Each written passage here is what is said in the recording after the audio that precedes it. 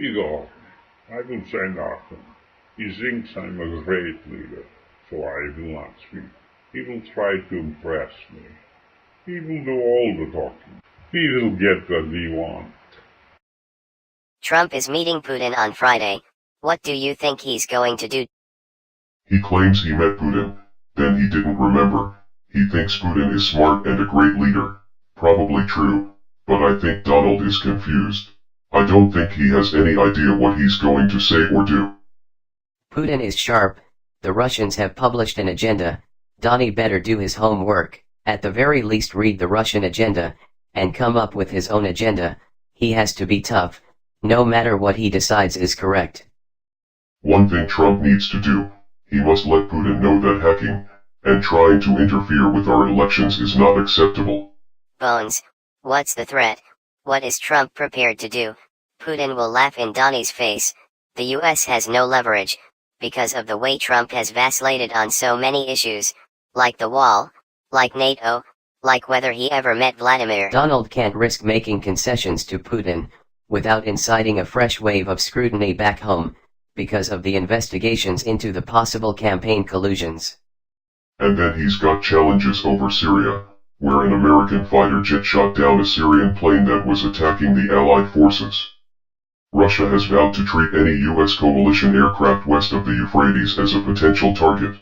The biggest risk may be what Trump says, when he meets Putin face-to-face at the G20 summit in Hamburg this week, in an unscripted setting where anything could happen. Trump is a political rookie, easily swayed by flattery. He will be outmaneuvered by Putin, a former KGB officer, with decades of experience in global affairs. Putin is professionally prepared to try to manipulate people. We can only hope that Trump is prepared. This is not a deal, and tweets won't do it. As my friend Bernie Baruch would say, his tuchus is often dem tish. What? What did he say? His ass is on the table, right? Donald can't afford to screw this up. There are no do-overs, or postponements. Putin definitely is going to put pressure on the Trump administration, to return two alleged Russian spy compounds, in Maryland and Long Island, which Obama ordered vacated at the end of last year. Trump can't afford to give those properties back. Only an asshole would do that. The political ramifications of returning the compounds to Russian control would be monumental. Hold on, we have a flash from the meeting. This is Tillerson reporting. He attended the meeting. The president opened the meeting, Putin, by raising the Russian interference in the 2016 election.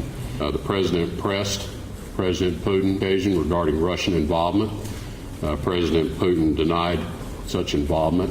Two leaders agreed, though, that this is a substantial hindrance in the ability of us to move the Russian-U.S. relationship forward, and agreed to exchange further work regarding commitments of non-interference. Well, there you go. Putin denied it? What did you expect? We got an empty promise. There's more work to be done. Look what we have seen. It's par for the course, which is exactly where Donnie will go as soon as he gets home.